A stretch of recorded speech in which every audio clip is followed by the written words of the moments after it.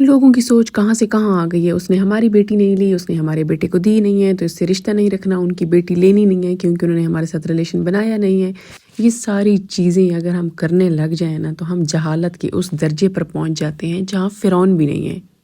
کیونکہ اولاد، نکاح اور رزق یہ اللہ نے سب سے پہلے لکھ دیا تھا ہمارے لیے، تو ہم کیوں ان چیزوں کو چینج کرنے کے پیچھے بھاگ رہے ہیں؟ ہم اس دنیا میں رہ کے انا، نفرت، حسد، ان چیزوں کو اتنی زیادہ ہم نے جگہ دے دی ہے کہ ہم اپنا ہی سکون برباد کرتے جا رہے ہیں۔ اگر ہم یہ سوچنے لگ جائیں نا کہ دوسرے کی بیٹی ہمارے گھر میں آ گئی یا انہوں نے ہماری لی نہیں ہے تو ہماری کا نقصان ہو گیا ہے اور ان کی بیٹی کا فائدہ ہو جائے گا، ایسا کچھ بھی نہیں ہوتا، کچھ بھی نہیں ہوتا، کیونکہ جس کا رزق جس گھر میں اللہ نے لکھ دیا ہے تو اس کا لکھ دیا ہے، اس کا آپ کبھی ختم نہیں کر سکتے۔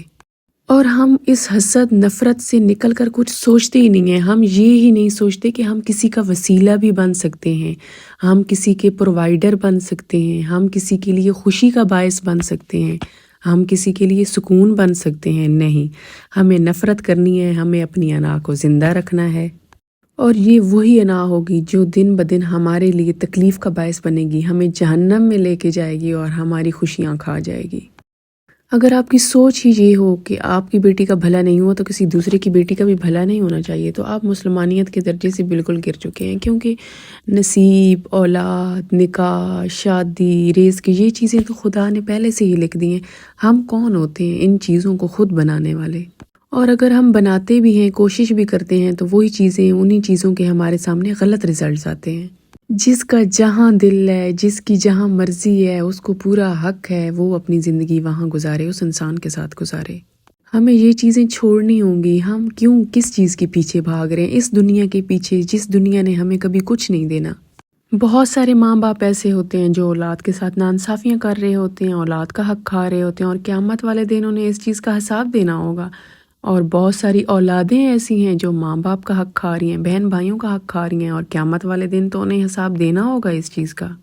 ہمیں ایجوکیشن کے ساتھ ساتھ چھوٹی چھوٹی چیزوں کو سمجھنا ہوگا۔ ہم کیوں یہ چھوڑ دیتے ہیں کہ ہم نے ایک دن اس جگہ جانا ہے جہاں ہم نے ہر چیز کا حساب دینا ہوگا، اور وہاں تو ہم جھوٹ بھی نہیں بول سکیں گے، کیونکہ آپ کے جسم کا ہر حصہ خود گواہی دے گا